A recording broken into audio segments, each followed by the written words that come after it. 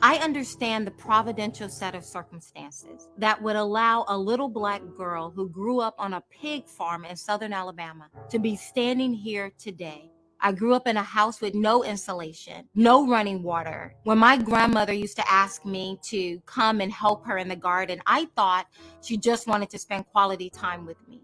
I had no idea it was for our survival. I tell my children often, because of the sacrifices of those who have come before us, both white and Black, we have an obligation in this country to live well. That if I am willing to put forth the effort, if I am willing to work, if I am willing to discipline myself, perhaps I won't be Oprah Winfrey or Bill Gates, but that in America, I can carve out a respectable life for myself.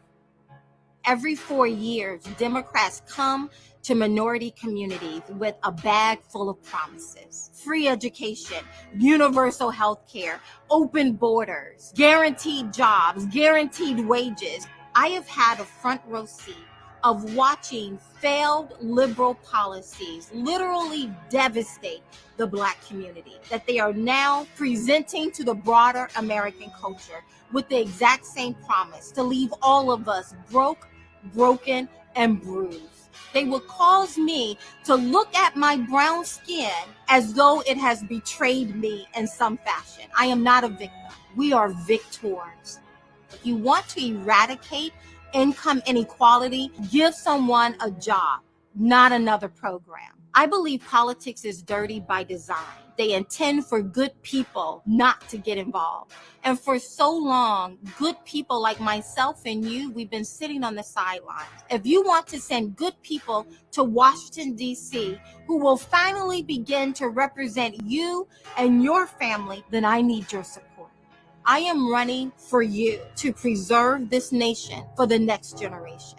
My name is Kathy Barnett, and I am running for U.S. Congress for the 4th Congressional District of Pennsylvania. I am Kathy Barnett, candidate for Congress, and I approve this ad. I understand the providential set of circumstances that would allow a little Black girl who grew up on a pig farm in southern Alabama to be standing here today. I grew up in a house with no insulation, no running water. When my grandmother used to ask me to come and help her in the garden, I thought she just wanted to spend quality time with me. I had no idea it was for our survival. I tell my children often, because of the sacrifices of those who have come before us, both white and Black, we have an obligation in this country to live well. That if I am willing to put forth the effort, if I am willing to work, if I am willing to discipline myself, perhaps I won't be Oprah Winfrey or Bill Gates, but that in America, I can carve out a respectable life for myself. Every 4 years, Democrats come to minority communities with a bag full of promises: free education, universal health care, open borders, guaranteed jobs, guaranteed wages. I have had a front row seat of watching failed liberal policies literally devastate the Black community, that they are now presenting to the broader American culture with the exact same promise to leave all of us broke, broken, and bruised. They will cause me to look at my brown skin as though it has betrayed me in some fashion. I am not a victim. We are victors. If you want to eradicate income inequality, give someone a job, not another program. I believe politics is dirty by design. They intend for good people not to get involved. And for so long, good people like myself and you, we've been sitting on the sidelines. If you want to send good people to Washington, D.C., who will finally begin to represent you and your family, then I need your support. I am running for you to preserve this nation for the next generation. My name is Kathy Barnett, and I am running for U.S. Congress for the 4th Congressional District of Pennsylvania. I am Kathy Barnett, candidate for Congress, and I approve this ad. I understand the providential set of circumstances that would allow a little Black girl who grew up on a pig farm in southern Alabama to be standing here today. I grew up in a house with no insulation, no running water. When my grandmother used to ask me to come and help her in the garden, I thought she just wanted to spend quality time with me. I had no idea it was for our survival. I tell my children often, because of the sacrifices of those who have come before us, both white and black, we have an obligation in this country to live well. That if I am willing to put forth the effort, if I am willing to work, if I am willing to discipline myself, perhaps I won't be Oprah Winfrey or Bill Gates, but that in America, I can carve out a respectable life for myself. Every 4 years, Democrats come to minority communities with a bag full of promises: free education, universal health care, open borders, guaranteed jobs, guaranteed wages. I have had a front row seat of watching failed liberal policies literally devastate the Black community, that they are now presenting to the broader American culture with the exact same promise to leave all of us broke, broken, and bruised. They will cause me to look at my brown skin as though it has betrayed me in some fashion. I am not a victim. We are victors.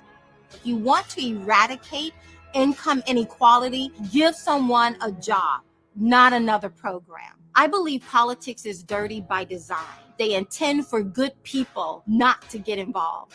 And for so long, good people like myself and you, we've been sitting on the sidelines. If you want to send good people to Washington, D.C., who will finally begin to represent you and your family, then I need your support.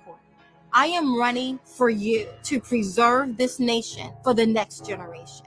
My name is Kathy Barnett, and I am running for U.S. Congress for the 4th Congressional District of Pennsylvania. I am Kathy Barnett, candidate for Congress, and I approve this ad. I understand the providential set of circumstances that would allow a little Black girl who grew up on a pig farm in southern Alabama to be standing here today. I grew up in a house with no insulation, no running water. When my grandmother used to ask me to come and help her in the garden, I thought she just wanted to spend quality time with me. I had no idea it was for our survival. I tell my children often, because of the sacrifices of those who have come before us, both white and black, we have an obligation in this country to live well. That if I am willing to put forth the effort, if I am willing to work, if I am willing to discipline myself, perhaps I won't be Oprah Winfrey or Bill Gates, but that in America, I can carve out a respectable life for myself. Every 4 years, Democrats come to minority communities with a bag full of promises: free education, universal health care, open borders, guaranteed jobs, guaranteed wages. I have had a front row seat of watching failed liberal policies literally devastate the Black community, that they are now presenting to the broader American culture with the exact same promise to leave all of us broke, broken, and bruised. They will cause me to look at my brown skin as though it has betrayed me in some fashion. I am not a victim. We are victors. If you want to eradicate income inequality, give someone a job, not another program. I believe politics is dirty by design. They intend for good people not to get involved. And for so long, good people like myself and you, we've been sitting on the sidelines. If you want to send good people to Washington, D.C., who will finally begin to represent you and your family, then I need your support. I am running for you to preserve this nation for the next generation. My name is Kathy Barnett, and I am running for U.S. Congress for the 4th Congressional District of Pennsylvania. I am Kathy Barnett, candidate for Congress, and I approve this ad. I understand the providential set of circumstances that would allow a little Black girl who grew up on a pig farm in southern Alabama to be standing here today. I grew up in a house with no insulation, no running water. When my grandmother used to ask me to come and help her in the garden, I thought she just wanted to spend quality time with me. I had no idea it was for our survival. I tell my children often, because of the sacrifices of those who have come before us, both white and black, we have an obligation in this country to live well. That if I am willing to put forth the effort, if I am willing to work, if I am willing to discipline myself, perhaps I won't be Oprah Winfrey or Bill Gates, but that in America, I can carve out a respectable life for myself. Every 4 years, Democrats come to minority communities with a bag full of promises: free education, universal health care, open borders, guaranteed jobs, guaranteed wages. I have had a front row seat of watching failed liberal policies literally devastate the Black community, that they are now presenting to the broader American culture with the exact same promise to leave all of us broke, broken, and bruised. They will cause me to look at my brown skin as though it has betrayed me in some fashion. I am not a victim. We are victors. If you want to eradicate income inequality, give someone a job, not another program. I believe politics is dirty by design. They intend for good people not to get involved. And for so long, good people like myself and you, we've been sitting on the sidelines. If you want to send good people to Washington, D.C., who will finally begin to represent you and your family, then I need your support. I am running for you to preserve this nation for the next generation. My name is Kathy Barnett, and I am running for U.S. Congress for the 4th Congressional District of Pennsylvania. I am Kathy Barnett, candidate for Congress, and I approve this act. Hello, everyone. How are you? Welcome to yet another virtual BYOB. I am so excited to be here and to be able to talk to you guys a little bit more, to bring on some very interesting women, suburban women. I'm so very excited. I got my coffee. What are you drinking? Let us know. So let me tell you guys, and I'm going to be talking about this more and more over the next couple of weeks, but I found out something very disturbing this past Friday. Let me tell you guys something. Democrats have plans for all of us. They do. And I know, right? Whenever you say that, I get a ton of emails that say, well, Kathy, I'm a Democrat, but I'm not like that. I get it, right? And yet in this culture, we tend to categorize people. I'm Black, so most of you would assume I'm a Democrat. It's not true, right? We know that we can't, have broad brushes for every single one, but we know that in our culture, we do. We have a tendency to put people in blocks. Now, my question to all of you, that if you don't like, or my admonition rather, if you're a Democrat and you don't like what the progressive liberal left, whatever you want to call them, you know who they are, the squad, the Nancy Pelosi, the Chuck Schumer, all of those. If you don't like what how your leadership has moved your party to the far, far, far, far left, that does not represent anything that you represent, we're going to need you to start standing up and speaking out about that. That's what we're going to do, right? I don't think it's my job to try to delineate between the loonies that are in your party right now and those who are more reasonable and balanced. I know personally, because I have a whole family of Democrats. They are very reasonable people. And they don't like to be lumped into the bucket of the AOCs and the Ilhan Omars and the rest of them. But as I say to them all the time, it's not my job to delineate who's reasonable and who's not in your party. That's for you to speak on that, right? So getting back, we'll be talking more and more about something that I found out this past Friday, and it is very disturbing. But let me just say, pay attention. These people have us chasing after hashtags. I listed a bunch of hashtags on our Facebook page at Kathy Barnett for Congress, PA4. You can go out there and look at it. If I've forgotten some, let me know and I'll add it to the list. But we have a whole lot of hashtags that's going on in our culture right now. And these people will have us, our culture will have us to hashtag our way through life, right? Not really looking beyond the hashtag, just hashtag Black Lives Matter. Don't look at what Black Lives Matter Global Network Incorporated actually believe, which you can go to. They have it right there on their face on one of their first pages. You get to what they believe, but they will have us to just hashtag it, hashtag Antifa, but go beyond the hashtag, people, right? Hashtag defund the police, hashtag abolish ICE, hashtag, abolish everything. Go out there. The list is so long on all the things that they would have us running around, hashtagging our way through life, not really peeking underneath the hashtag to see what exactly am I signing up for when I start subscribing to all of these hashtags.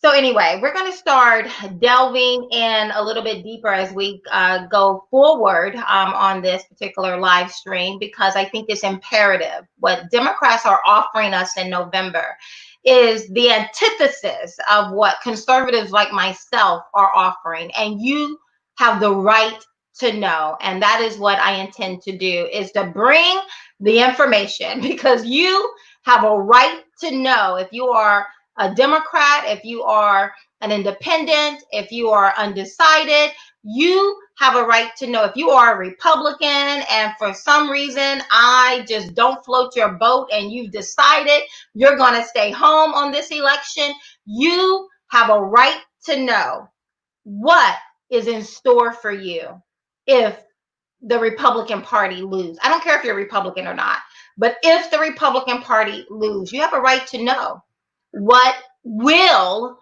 become your new reality. How many of us would have thought we would be living in a society where people are literally talking about defunding and abolishing the police? But that's become mainstream, the conversation. And people look at you crazy if you say law and order. Law and order has now become the liberal left new trigger word. You say law and order, you're getting ready to get canceled in this culture. That's how diabolical it is that they're presenting. And I'm going to begin to weave those threads together, because these things are not just indiscriminate little dots on the map. These little hashtags, they all connect into a picture. And we're going to talk about that a little bit more on a different show. Tonight, what I wanted to do, I have had the wonderful opportunity of meeting some amazing people on this journey called running for Congress in the 4th Congressional District. And I have to be honest, when I started out on this journey, I was very, I don't know what's the word, unnerved. I was very saddened. I'm trying to find the right word. I was very concerned. That's a good word. For the types of people I would meet along this journey, right? Because when you think politics for the average American, I've never ran for a public office, had no intentions of ever running, right? And then I looked up at my culture, at my country that I love so much, and saw we need to do more. We need to sacrifice more than we have ever sacrificed before. If I thought I was doing something in the past, and I was very active on informing people of the issues, I realized late last year that I needed to dial this up. I needed to dial in and give my last measure of what I had for my nation. But for most of us, you think politics, you think dirty. You think, probably not the type of people you want to spend your Friday nights with, right? You'd rather stay at home and watch a good movie with your children. So I was very concerned and nervous about the types of people that I would meet. But let me tell you, District 4 is amazing. And I have met some amazing people. I have met lifelong friends. I have met people that when I think about them, I just start smiling. And I've invited some of them on here this evening. So I'm very excited to introduce to you some suburban moms from right here in District 4. Want to bring them on, Vico? One more, Miss Michelle. I love it. She's driving. She She's the suburban mom, just taking her kids from event to event. She called me earlier, said, I'll be in the car, but I'm going to be on the show. Thank you, Michelle, for being on. Irma, welcome. Excel, welcome. Candace, welcome. Thank you, ladies. These are just some of the amazing women that I have had the pleasure of meeting. And the moment I met them, you know, when you come across someone and you're like, I want to be her friend. Each of these women are just like that. I want to be their friend. And you will hear and you will see why very clear. These are women who you cannot ignore. They will not be dismissed. They will be heard, and they have something to say. And I wanted to bring them on and introduce to you some of your suburban women, some of your moms and your sisters who live right here in the Congressional 4th District. And let me just say, I was very interested to bring you ladies on because I saw a poll that just came out, and it says Biden is polling better with suburban women than Hillary Clinton did in 2016. As of May of this year, they have suburban women is supporting Biden at 56% versus Hillary Clinton at 42% that this exact same time last year. So again, just like I was saying earlier, you have all these categories, right? Everyone looks at us like it's identity politics on steroids. You're Black, okay, you're a Democrat. You're gay, okay, you're gonna vote this way. You're a woman, okay, women vote this way. Okay, you're a man, you're white, you're Asian, you're Hispanic. We have all these little buckets, and now they have this bucket called suburban women. I'm sure you guys have heard about that. And suburban women love Biden, apparently. So I wanted to bring you ladies on. Are y'all feeling the love? Yeah. From the Democrat? Are you feeling? I know you're feeling the love from me. Are you feeling the love from the Democrat Party? No.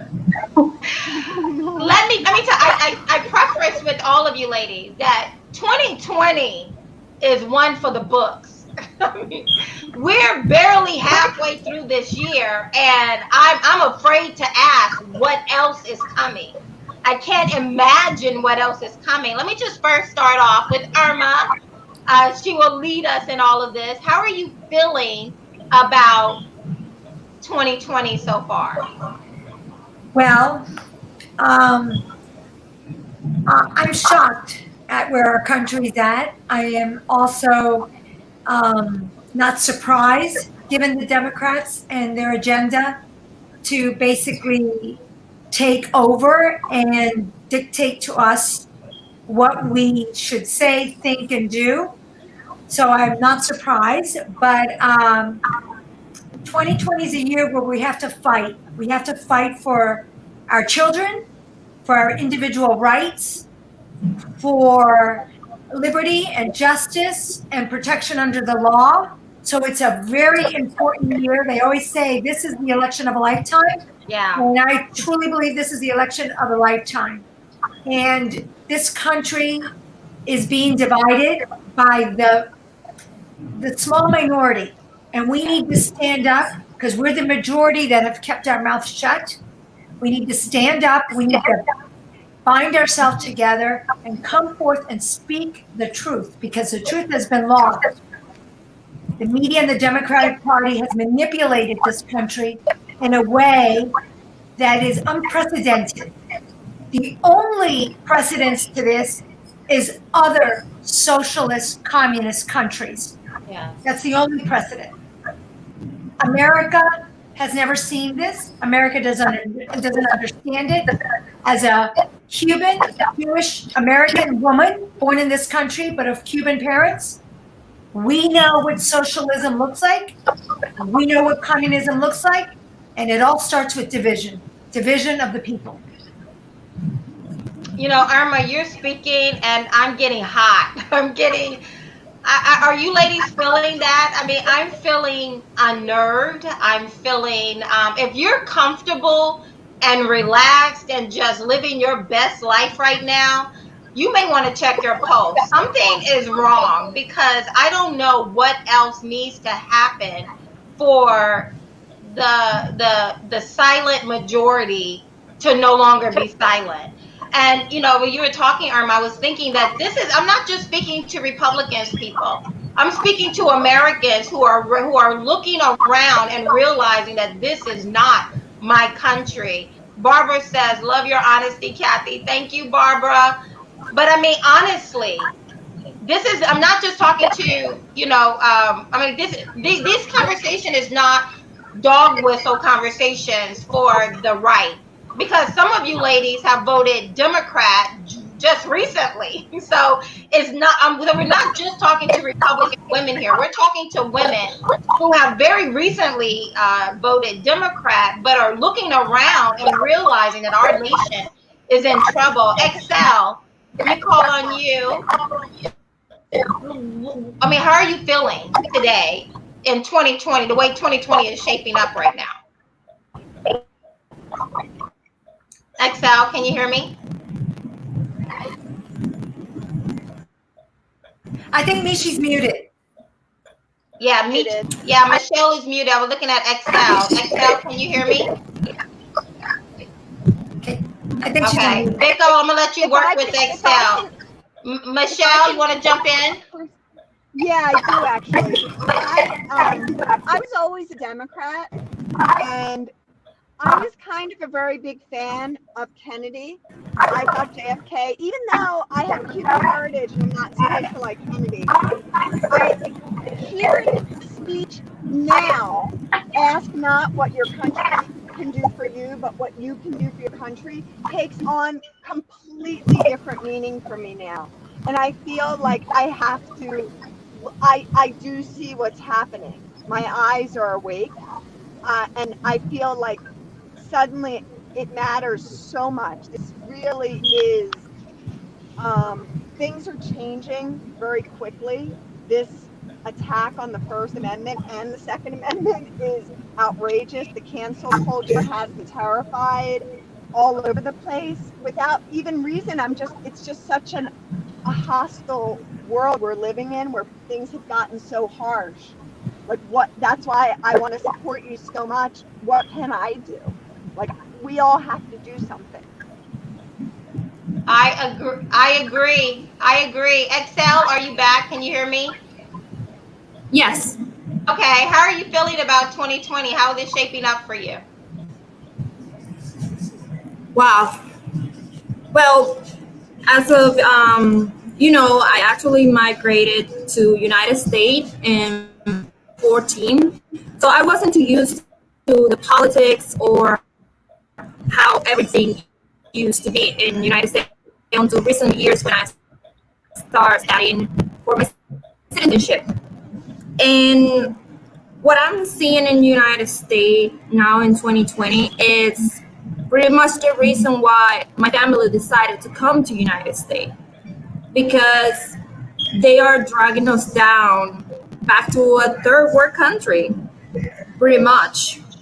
A lot of crime, a lot of injustice for people who try to defend themselves. I don't think that I want to see a future where I cannot grow up my kids. And it's really shocking for me, because I came to United States just because the milk and honey and do better for me and my family. And this year is just crazy. I agree. Candice, let me let you jump in. How are you feeling about 2020? I would say this is a very tumultuous year.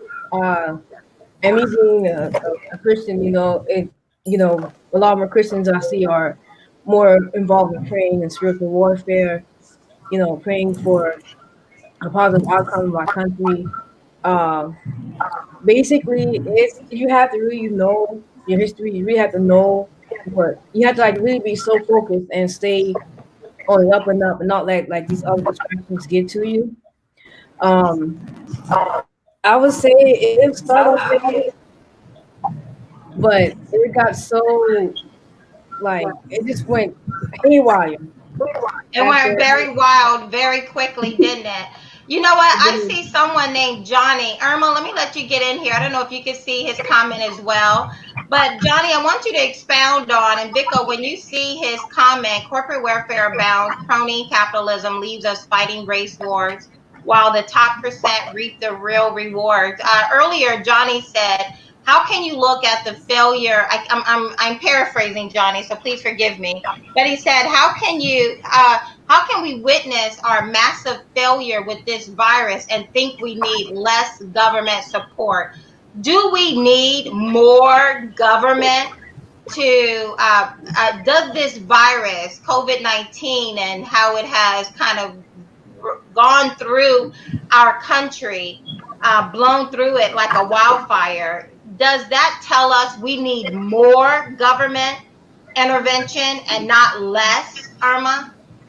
Well, I'd like to address that because I'm dealing with that very close to my heart. My mother's in a hospital now down in South Florida, and she has tested COVID-19 positive, and she does not have any symptoms. And they have just jammed her into a hospital where I have no access, even though the hospital is doing the best they can.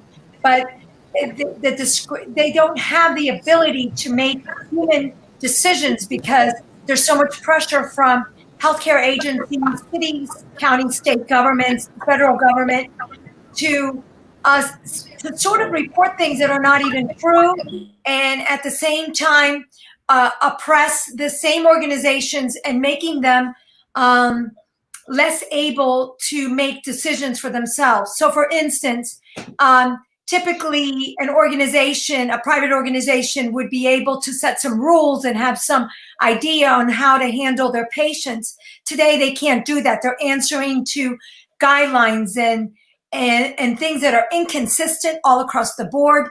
The government is not in the place to tell us what to do at state, local, county levels, or they're supposed to be there to protect us, our federal freedoms. They're supposed to protect our sovereignty as a nation. They're supposed to give us military and support when our states, local, and city governments cannot. They're not intended to dictate what each community is doing because they don't have the ability. So no, more government is not the answer. It's actually the problem. What we need to do is have the ability at the city, county, state, local level to be able to handle the situation. And COVID-19 is a perfect example. People are waiting for the administration to say something to them. It's like, wake up, do things for yourself. We're humans, we're thinking, we are advanced. I don't even think the pandemic of 1917 was so backwards and third world in the way they handled situations like that. We have the ability as people to make good decisions at a local level. And we have the ability as family members to handle our own family and not let any government agency interfere in that relationship. It is hurting our elderly. I think our elderly are in a terrible situation in this country. They're being kept away from their family. This COVID-19, they say health first, safety first. I hear that from our local leaders here, from our state government. They are not concerned about my mother or anybody's mother. They're only concerned with their political situation and taking control of things that they should not have any control of. I want less government. I want smart government. I want local government. I do not want the federal government interfering in any of the healthcare, any of the decisions that need to be made, unless there's a city like Seattle that cannot control their people and cannot control the federal government. Irma, if I had a mic, I would drop it for you right now. If I had a mic, I would do a mic drop for you right now, Irma. I mean, I can't say it any better than that. I mean, what don't we understand? I mean, I'm sitting here taking notes. More government is the problem, not less government. And I often remind people that the government did not flatten this curve. We did that. The government did not slow down or mitigate the spread of this virus in order for our healthcare system and other systems to play catch up. We did that. When the government got involved, it suddenly became political. Correct. Anyone want to jump in on that? You have to unmute yourself. I want to say quickly, this is a few years back, but quickly, back up what Ms. Irvin said. I used to work in healthcare, right? And it was basically, a straightforward process. I can tell that when they have the socialized healthcare take over with Obamacare, it changed immediately. Like our rules for passing the case through the system, the medical request, it would change like every day, just up and down. Just the rules would change all of a sudden, and we would get like maybe a 48-hour notice, and have to memorize all these new changes in a short amount of time. Like if you missed like one keystroke, we got dinged so heavily. It became so bureaucratic, and I had people calling in tears saying, "Why am I still waiting in line for my services to be approved?" I said, "Ma'am, I'm not trying to be insensitive." I said, "This is what happens when the government takes over your health care. They start to dictate and determine who can be seen, when they can be seen, and how they can be seen." I said, "You're no longer the proprietor in your health care anymore. It's the government taking over." So just that little snippet of when he tried the Obamacare, like it looked good on paper, but when you started trying to get services going, it took like months to get into the hospital. And on my end, doctors were flooded with patients. People were flooded and backed up. It was extremely stressful for us on our side. So, like I said, and socialized healthcare is not good, and the government has no business and no purpose whatsoever in your private healthcare when it comes to your body. They have no business in it whatsoever. But but what's interesting is that not only have they federalized our hospitals and our response to this pandemic, they're wanting to federalize our police department as well.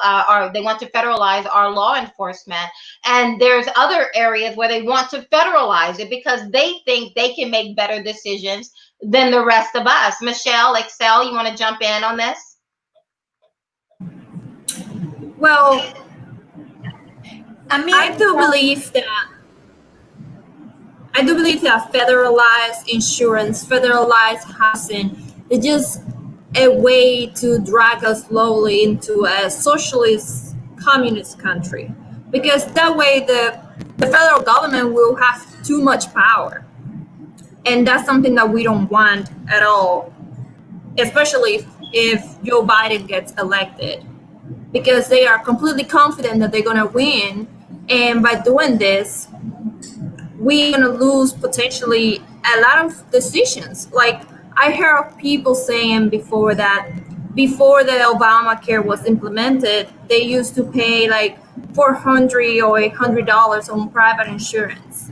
Then after Obamacare was implemented, their premium went up to $1,500, $1,600.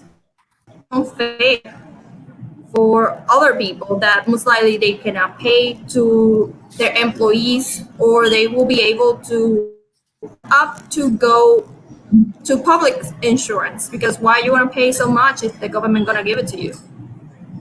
Yeah, Michelle, tell me, how are you? Do you feel safer today than you did this time last year with where we find ourselves? Do you feel better today with the way our government is trending, whether it's defunding the police, whether it's not allowing our kids to go back to school, whether it's the mail-in ballots? Do you feel as though our future is safer now and the direction in which we're going in than before? I truly don't feel secure or safe in any way. I coach tennis for middle school girls, and usually this time of year I should be sending them little cute packages and little letters getting ready. I have no idea. Nobody gives me, I don't get straight answers. I'm actually scared. I don't know about my kids. I don't know what they're doing, and there's so much uncertainty. I feel I like the police in my community, and I haven't had any personal situations, but I constantly hear sirens, and it's really unnerving. Not to mention the daily fireworks kind of, it doesn't feel right. The energy, everything is very uncertain right now. I never expected to feel this way. Yeah, you know, Johnny, I'm liking you. Thank you, because I think you're providing a good direction for this show, because Johnny is saying enough of the boogeyman and fear, ladies. Mm-hmm. Is what you're feeling. I'm sorry. It's true. It's true. Like, I mean, I'm trying to be empowered. I don't want to be like afraid of things, but we don't like, is the WHO like owned by Bill Gates partially? Or like, you know, they say all these things. I'm like, I don't even know who we're believing, what we're trusting, where this information's coming from. My poor friend Irma's mother is in a hospital. They don't let her see her. She doesn't know really what she has. Like, we're being played so badly that it is, to find somebody who's earnest and honest, like I know you are, is like a gift God gives you that you're supposed to really work with, because oh my goodness, you need honest people who aren't corporately funded and aren't in it for themselves and are transparent on some level. That was the one thing I wanted to add to Irma's speech. Transparency. Like, we don't know what's going on. And how is that supposed to make us feel? I mean, like not just us as individuals, but just, you know, the ability to invest in our nation when you're so uncertain, when there's so much uncertainty, like, how do you raise up your family? How do you plan out your future when you don't even know if your kids are going back to school or not? Mm-hmm. I mean, which of course, you know, there are, I mean, especially, you know, I mean, we all care about those who you know, like those particular households where both parents have to work, where they don't have an option to stay home, where they have to get back out into the workforce. And yet it feels as though the information we're getting has been infiltrated with political bias. I don't know how to get away from that. And it's not if I just watch Fox. I believe across the board, there's an infiltration, and it does not feel authentic. It feels as though I am being told to be fearful of something. And again, I see a number of places where people are saying this virus is a hoax. Does anyone here believe this virus is a hoax? I'm sorry, Candace. I personally know 3 person who have the virus, but they recover in 5 days and their life went on like nothing happened. They said to me that it feels like it's more like the flu mixed with some kind of pneumonia, that they feel like the same symptoms of asthma attack. Now, I do not believe this virus is a hoax. I believe this is a very real virus. And I believe that for a certain segment of our population, this virus has proven to be very deadly. And I believe that as a nation, we have to take that into consideration. At the exact same time, you know, early on in all of this virus, we were talking about, we don't want the cure to be worse than the disease itself. So I believe this virus is very serious. And yet I'm still feeling as though I'm being played. I'm still feeling as though the information that is coming forward is not authentic and true in all cases. Well, you are right in that. Science has gone out the window for sure. I'm sorry, say that again, Irma. Science has gone out the window for sure, and all logic. Even doctors they have disputes among themselves, and that would be fair if you could hear both sides of the equation and the media wouldn't be dominating with only one side of the equation. So there is a lot of unknown. It is a virus, it's for sure. It was introduced into this country in January. I want to hear Candace. I want to hear like your take on it, because you're not so convinced. I want to say concerning the virus, I do believe it's like what Kathy was saying. It is a real tangible thing in society, but I believe it's a form of biological warfare to see how much they can subdue the human population. Because every election year, if you notice, every 4 years we had the last time we had the Ebola virus, we had the Zika virus, we had the swine flu, we had all these viruses, happening all of a sudden every presidential election year. It's like they're trying to throw and thwart us from the truth. Now, I do believe people have died from this virus, but I believe I think they're inflating a lot of these numbers and trying to scare people into not moving forward, because the whole thing with the nursing homes, how they made how I forgot how the government did it, but they basically added more people to the nursing homes and caused more people to become vulnerable to the virus. I thought that was really sketchy and dirty. I'm like, what are you trying to target the older population? It's like a soft form of eugenics. Like, what's going on? And then I noticed how Hong Kong back in the last year, like the holidays, whatever, they were protesting against their government. And then all of a sudden, this virus is unleashed, and the protesters, the not the rioters, not that, but the protesters disappeared from the streets because this virus all of a sudden came out. So I do believe that some of this is a setup, and it's to put us into fear. And I think it was a test run form of socialism. I mean, you can't even go in the store without wearing a mask. Like what? A few months ago, we had the flu virus all around. I mean, it has happened. The flu virus. I mean, people. I don't like when they do this, but people come to work with the flu virus and still survive. And this coronavirus, people don't know, but it dies in 80 degrees Fahrenheit. It dies in sunlight. Ultraviolet lighting kills the virus. They have a pill out that the news is trying to hide from you. And and one of the things that's very interesting though through all of this is that, and what I'm hearing is that when information becomes when people begin to not trust the sources of information, it's very difficult to know what is true, what is real, how I should be traversing through this terrain. And I think that is probably one of the biggest concerns that I'm having, is that I recognize that this virus is very serious. And again, especially to those who have been, whose immune system is compromised. And yet, because it's being politicized, or it feels like it's being politicized, where do I fall? So let me pivot a little bit away from the virus. And I want to bring in Jody. Is Jody available?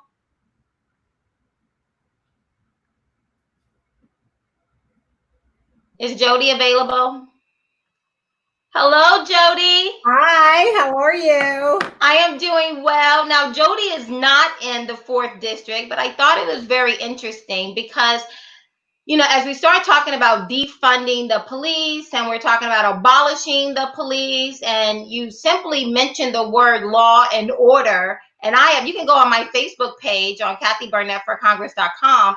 You see people get triggered by that word. Law and order suddenly triggers people. And as a woman, I don't feel any safer. When you start talking about abolishing the police or defunding the police, tearing down, toppling down statues, you see the mob is allowed to rule.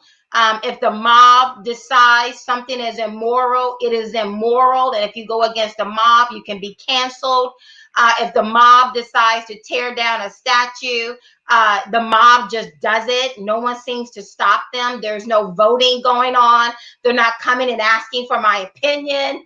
It just seems like there is tremendous chaos all around. And as a woman who, taking my babies back and forth to the grocery store, to activities, I don't feel safer. And then I was introduced to Miss Jody because she started, you own your own firearms store, right? I own my own training company, firearms store, and indoor shooting range. Now, you didn't always own it. It's not like something you started doing, as a little girl. What got you involved?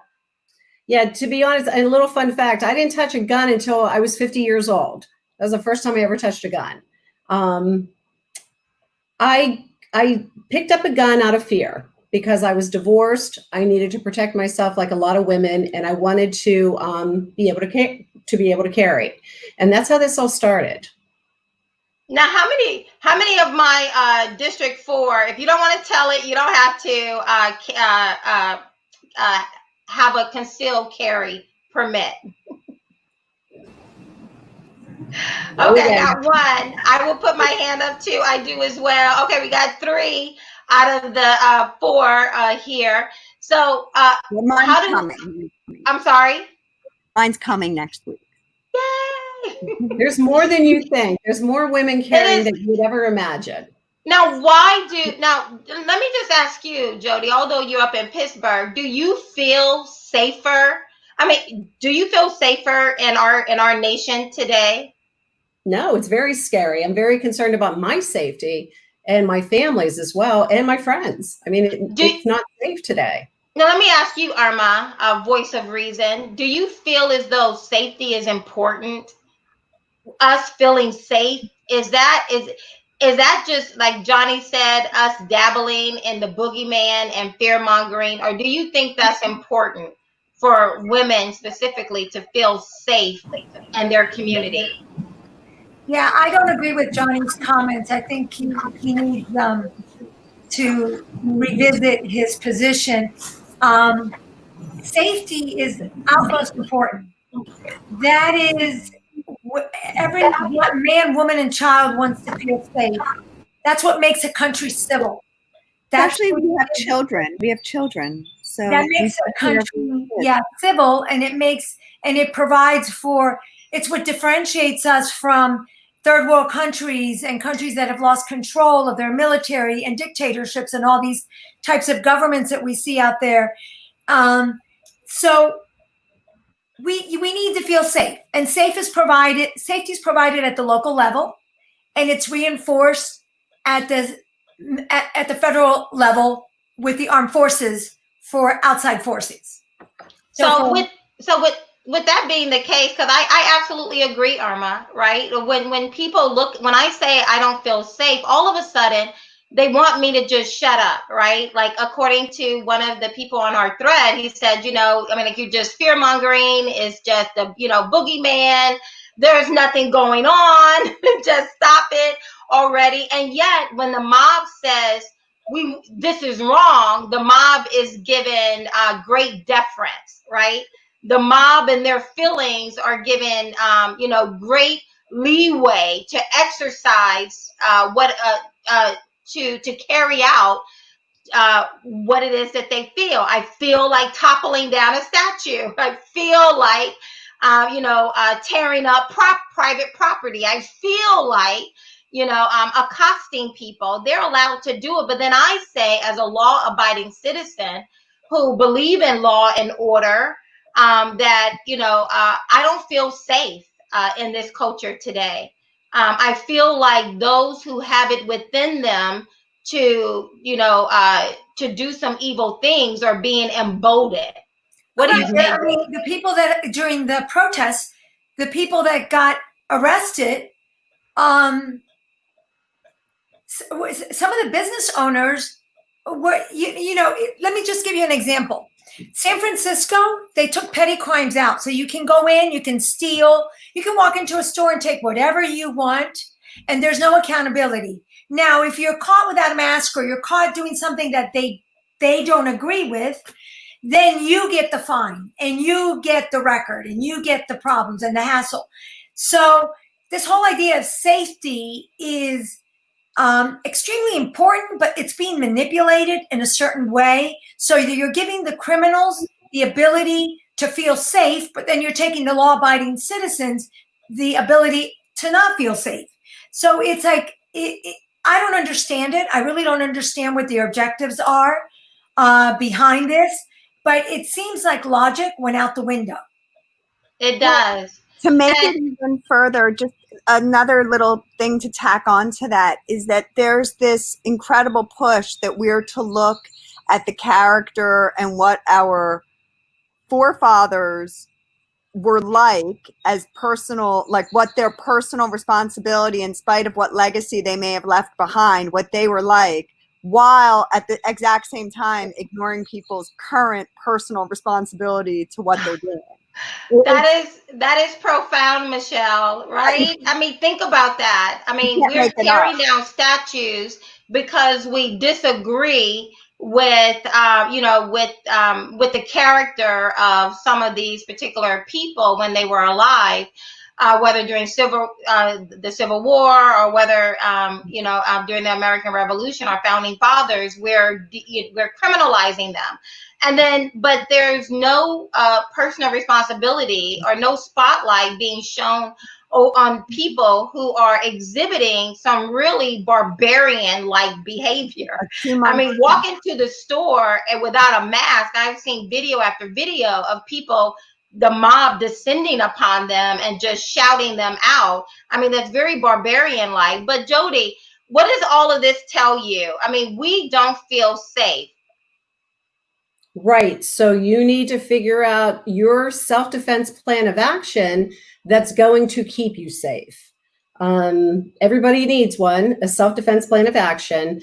My choice is a firearm. I feel that that's a great equalizer, but not everyone chooses to carry a firearm. And there's a lot of places that a law-abiding concealed carry holder cannot go. So we still need a second plan of action, but you need to figure out what it is. Is it a Kubotan? Is it pepper spray? Do you need to learn to get open hand tactics to learn how to do some ground grappling and get out of holds and things like that? Or do you want a firearm? And then once you decide that, you need to train and you need to teach yourself to be able to respond to a violent encounter when it happens. You can't just wait till it happens and then think, what am I going to do? Because you're going to freeze. You heard of fight and flight, there's freeze. So if you don't train your body, you don't condition your mind to be prepared, you're going to freeze when it happens to you. Yeah. Excel, Candice, jump in whenever you want. Quickly, I just wanted to say that I because with COVID-19, we're having trouble with people financially struggling. But I said to our friend, I said the first thing I'm gonna do when I get paid is to go find a shooting range and get armed. And I've been meaning to get my gun license for a while now. And now that I'm out of school, that's like out of the way for a while. I'm focused on getting armed, getting trained. And especially me being in the military, that's like something that comes natural for someone that can carry a gun. So like, what's the point of being unarmed? And especially when I lived in the hood, I was like, I had to get out of there because it was just getting dangerous. And I said the first thing I would do, get armed, get trained, because as a female, because there's no point in like if you're by yourself, it's no point in not having a gun. That's like women's rights are guns rights. So you have a right to live, so that gun could save your life. Go ahead, Jody. Okay. I just want to make a point about the military, because that's right. And we do have a lot of military women and men that come in. And it's interesting. A lot of times in the military, you're trained on rifles. And it's really hard for people to shoot a pistol because they've never really learned how to shoot a pistol. And it is the hardest firearm to learn because there's there's no point of contact on your body like a rifle is. Right. So you still need that training. Excel, were you about to jump in? Yes. When I moved to Montgomery County, I decided that the first thing I would have to do was getting a license to carry my firearm, and then later on buy myself a firearm. Back in my country, it was really normal. See that a lot of women were victims of assault, violence. So I decided that I don't want to let that happen living in a new country. And because I have the right to do so, then I decided to train myself. I am going to Warminton, PA, where they have a shooting range available. And you can have classes for like an hour. And if you decide to buy a firearm, something that I recommend a lot of women and men that are new gun owners is get an insurance and get a good lawyer that defends you just in case something happens. Because even if you are defending yourself, it can be a liability for you. You can get sued, you can get going to jail. And we have great laws in Pennsylvania that we just have to learn about them, like extend your ground law, but you also have to lawyer up. And And one thing that I recommended, I'm sorry, Jody. I'm sorry, I didn't mean to interrupt. I thought you were done. Well, that's okay. The first thing that I did after I got my carry license and then my firearm, I joined USCCA, that is pretty much insurance. And I have an attorney that his office is next couple of minutes away from my house. And it's a great way to start. I agree. Jody, what were you going to say? Well, yeah. So we promote United States Concealed Carry, and I'm also an instructor for them. And we also promote U.S. Law Shield. And I agree. It's like having AAA for your car. If you're going to carry a firearm, you need defense. You need some type of insurance, because she's absolutely right. If you get into an altercation and you just pull your gun, you're probably going to go to jail, because someone's going to call the cops on you. You need an attorney, 24 hours, right, available to you. And not only an attorney, you need a firearms law attorney. And then you also need to be have access to bail money, which a lot of us don't. So that's a really good point. And another point I wanted to bring up is, people don't realize how, you don't just get a gun and you don't just put it on your hip or carry concealed. There are a lot of laws that you have to follow. And a lot of people, I'll give you an example. A lot of people feel that, under the Castle Doctrine, if somebody's in my house, I'm going to shoot and kill them and I have every right. You don't. You can't shoot someone just because they're in your home. So you have to really learn when you can shoot, why you can shoot, and who you can shoot. So there's a lot involved to self-defense and the responsibility of carrying a gun. And let me just say, as we're getting ready to wrap up, I want you guys to give me your final thoughts about 2020, where we find ourselves, and the kinds of questions we're asking ourselves today that we would have never thought we would need to ask ourselves as women, as mothers, as wives, as citizens in this nation.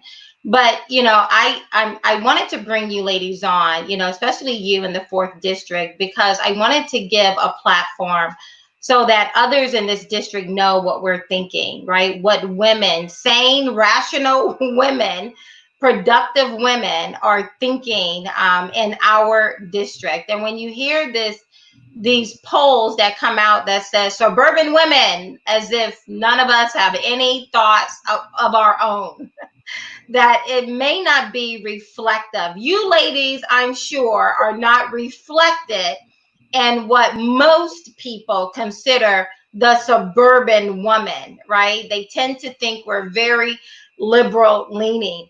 And yet, not dabbling in hyperbole, I mean, our feelings are just as rational and just as valid as someone who stands in front of a statue and says, this statue makes me feel some kind of way, so I'm going to topple it, right?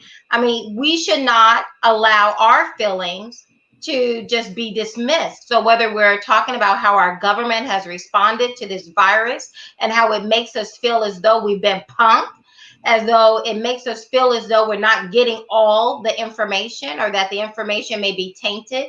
When we see how our government is responding to this pandemic, and with the belief that there may be some political bias, and then we have real issues like Irma and her mother being in a hospital and she's not allowed to go visit her mother. This is when their policies move out of theory and come into the reality, and now we have to deal with that. We also have a right to look at what we just came through with the rioting and the looting. Me personally, watching that and watching how with great impunity these people who were out there on the street. I remember seeing a white lady and her husband, but the white lady came out of her store and she was trying to reason with the young Black men and women who were getting ready to loot her business, and they beat her down to the ground. They videotaped it. You heard them smirking and laughing, hooping and hollering. And I just saw her video being played over and over and over again. I don't even know if they caught the people who did it. I remember, the story about the chief of police, David Dorn, the former chief of police, David Dorn, who was trying to stop the looters from breaking into his friend's business. And he was shot in the face on the street. And those things make me feel unsafe. those things make me feel as though my nation has been taken over by a foreign entity that is not my home. It feels like this cannot be America, or that we cannot allow what we're seeing in 2020 to become the norm. Irma, let me give you the last word, and I'll go to each of you ladies. And I'm gonna come back to you, Irma. No, I'm gonna let you close us out, Irma. Michelle, let me let you have a word as we wrap up. Well, we had just touched upon briefly looking at not bigger government, smaller government, because one of the things that frightens me that I keep hearing the Democrats saying is more programs, more government, more things. And I have a fear of every place I go basically being the DMV. And it's one of the most depressing, horrible places to go. And I'm picturing every one of my errands being a DMV run. And this cannot be. That's totally ridiculous, bureaucratic nonsense. And I keep hearing that over and over. So that's where I leave it. You leave it with, I have a fear of every place I go to under this new norm. Encroaching, no privacy. Being no, like a DMV. And back to what Candace had said, I do believe there was a test to see how we would follow rules and how many rules and how they could get us to be obedient and listen to them. It is like forget about socialism. Let's just talk communism, just like straight. Let's just go there, because to me, this is like what scares me. I like my freedom. You know what? And Lenin said the goal of socialism is communism. Yeah. Right? So if someone's talking to you about socialism, it's really because they want full-blown communism. Lenin would probably know that, right? Candace, let me let you get your final word in. I was gonna say, this is pretty scary. I remember we had to study Animal Farm. It's this book we had to read in school, and we had to study George Orwell's 1984, and it makes my skin crawl to see this becoming close to reality. And it's really scary for me as a military veteran. Okay, I'll join the military to fight and serve my country and to fight against communism and socialism, and then you come back home, settle down for a few years from the military, and you see this nightmare trying to creep over into the United States. It's really scary. I mean, this is the thing we fight against, and then see our own government just be so at ease with it coming in. It's really scary. And I mean, it's really unnerving to see people, even those who are on our screen, just say, you ladies are acting like there's a boogeyman, or what we need is more government. We need more government, more federalization, right? It's very unnerving for those of us who like our freedom and recognize that our founding fathers were perhaps some of the most schizophrenic people on earth. They were so afraid of concentrating power in one hand that they broke it up into as many groups as they can. They were so fearful that if power was in the hands of a few, it would no longer be about we the people. It'd be about them over there with all the power and control. Excel, what's your final word? Well, I do have a couple of friends that migrate to the United States from Venezuela. And I asked them, like, what do you think about what's going on in the country? And they say, I'm afraid because Venezuela was my country and I had to leave because communism. And I'm afraid the United States become the same. Today I was in a baptism and a lot of Hispanic people that were around, we were having a conversation, and they were saying so desperately, I don't care whether the president of this country says something mean or not. I really don't care. He has to win because I don't want this country to become something that I left. Because a lot of people are afraid of communism. And people who escaped it would know it best. Yeah, and one of the things that I always said I'm grateful of being in the United States of America is that there is a lot of things that I enjoy here and I have a lot of privilege in America. For example, I can work and go to school at the same time. I can be prosperous at a young age.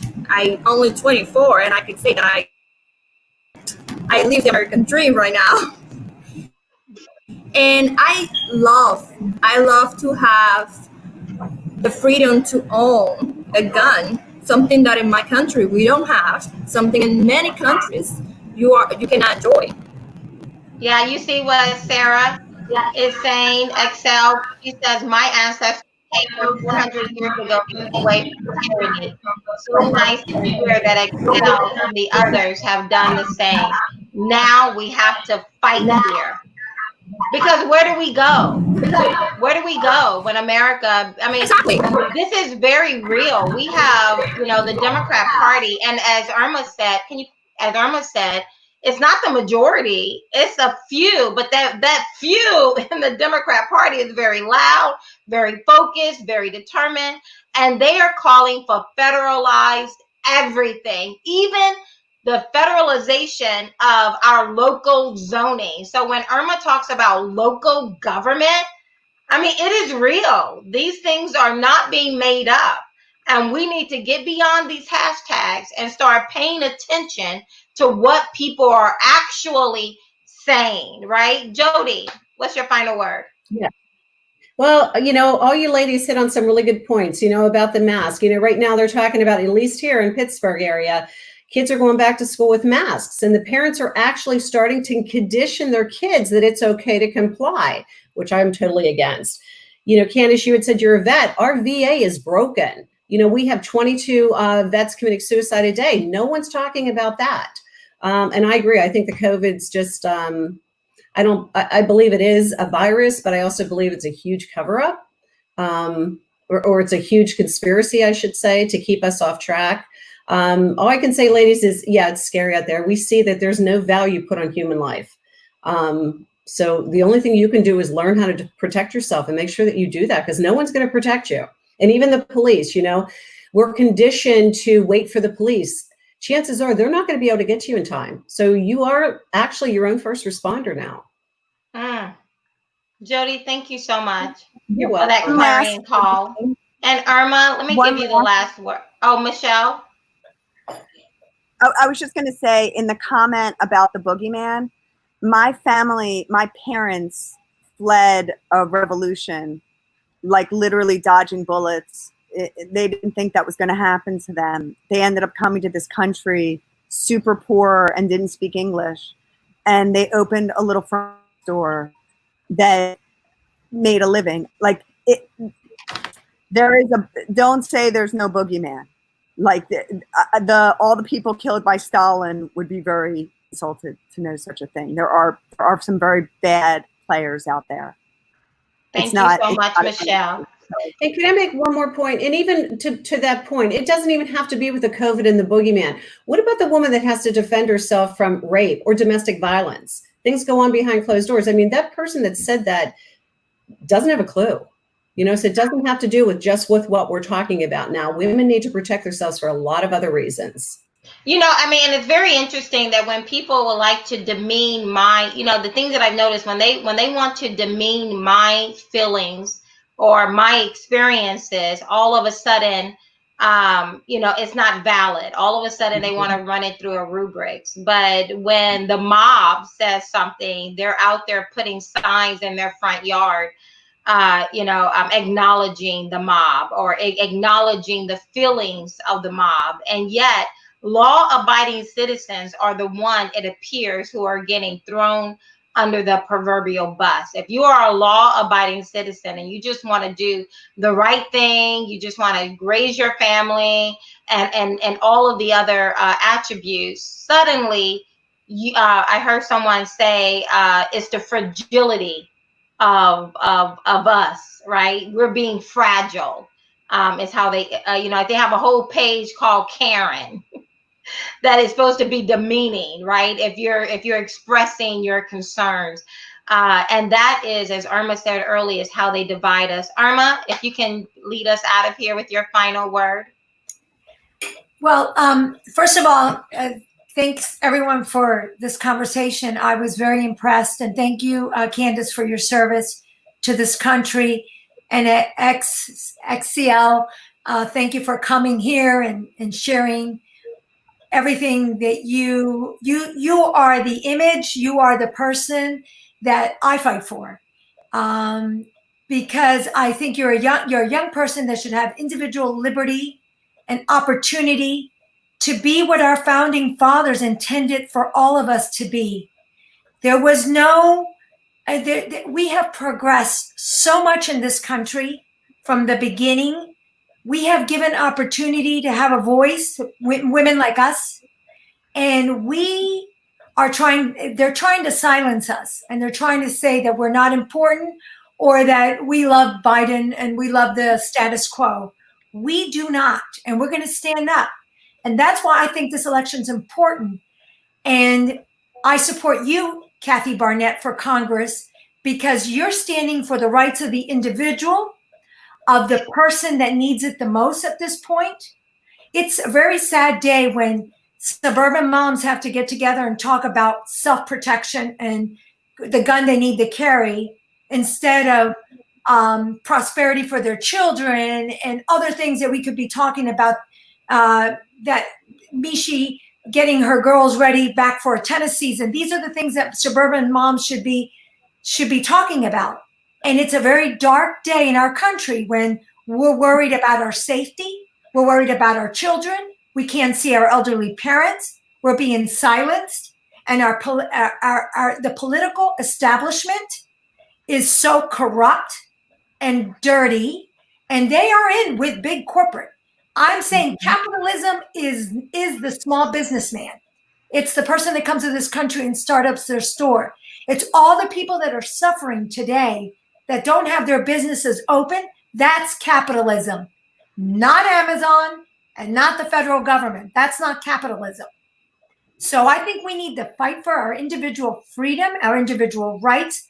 So like XCL, we can come here and bring up a family like Mishi's family came and opened a furniture store and put her through pharmacy school and worked hard. Those are the dreams that every immigrant that comes to this country is looking for. And first and foremost, it's safety, because in their country, they were militarized.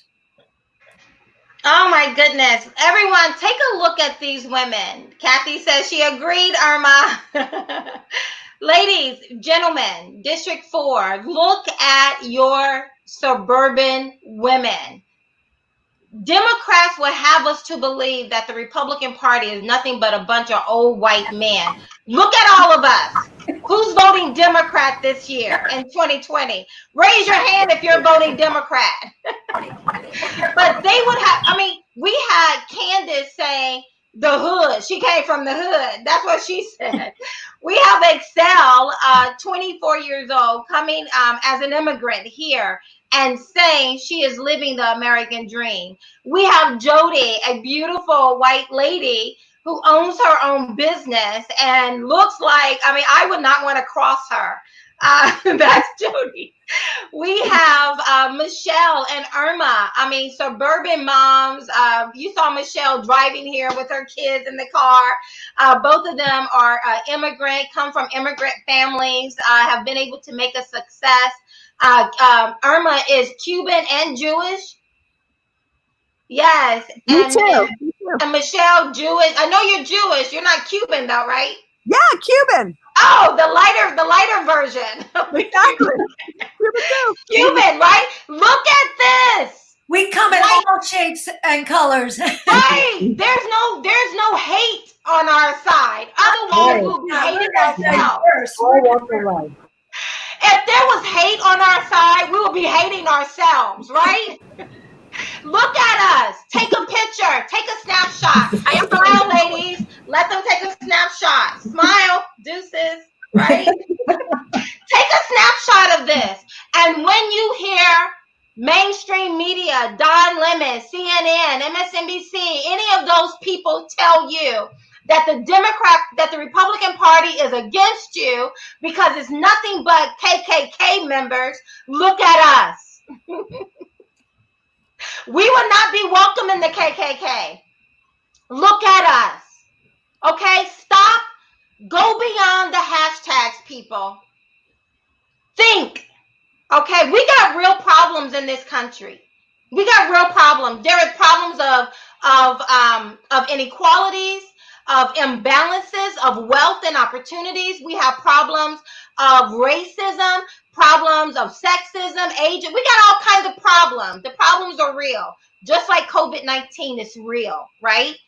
But we are grown people living in the greatest country that has ever existed. We can have conversations. And when I see barbarians just shouting people down, this woman was trying to explain to the mob that she has asthma and can't wear a mask, and the mob descended upon her. And then they're high-fiving each other as she runs away. We are better than that. We have real problems, and we need to talk about those.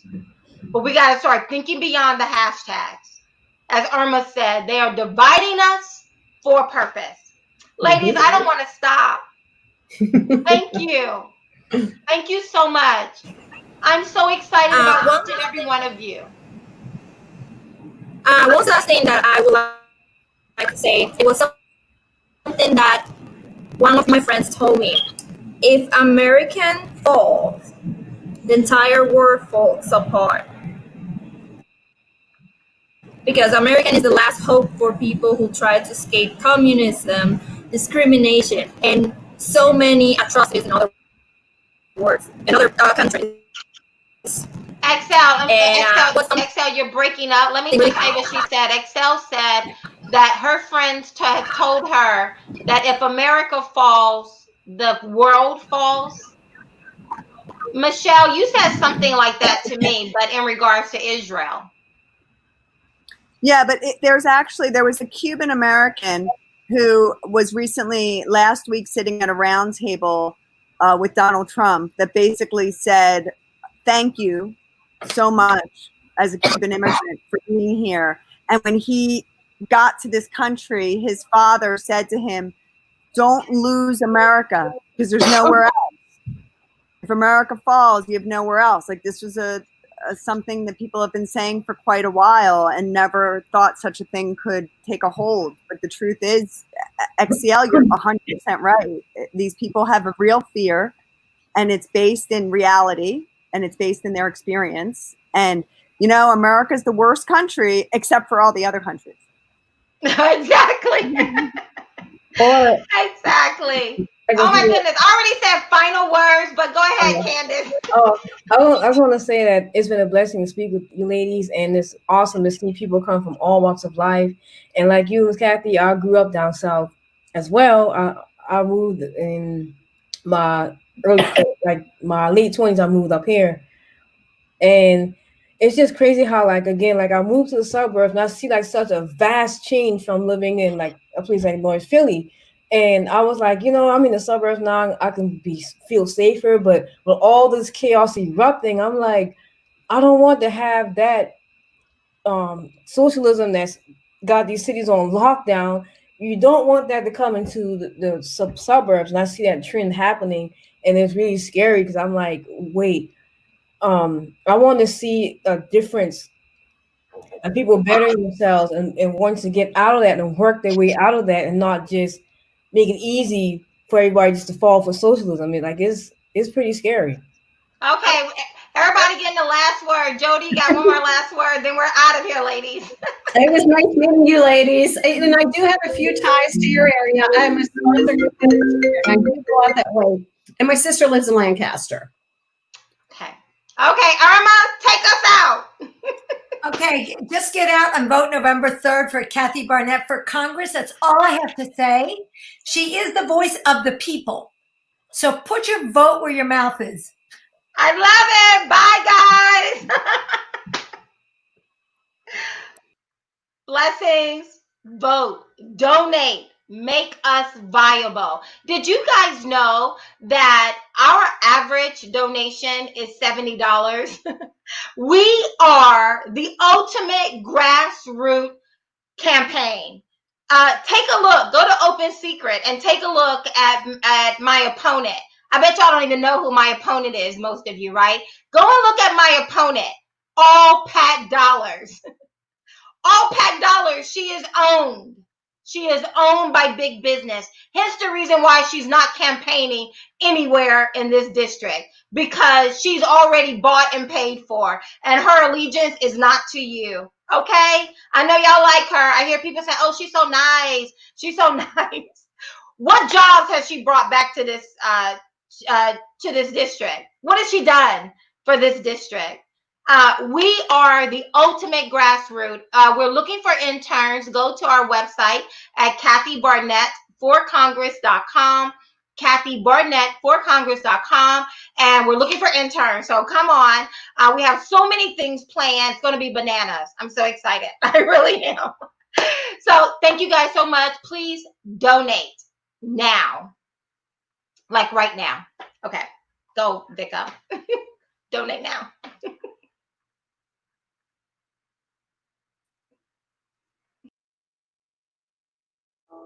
I understand the providential set of circumstances that would allow a little black girl who grew up on a pig farm in southern Alabama to be standing here today. I grew up in a house with no insulation, no running water. When my grandmother used to ask me to come and help her in the garden, I thought she just wanted to spend quality time with me.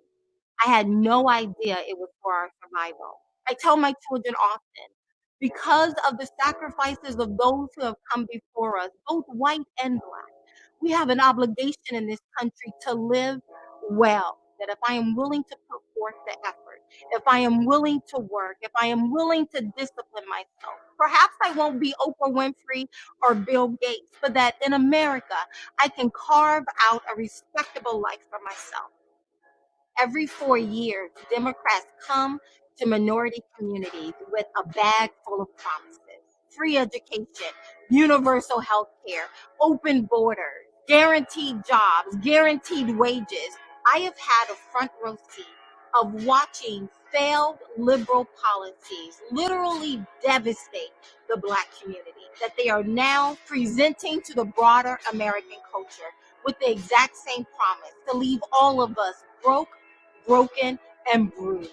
They will cause me to look at my brown skin as though it has betrayed me in some fashion. I am not a victim.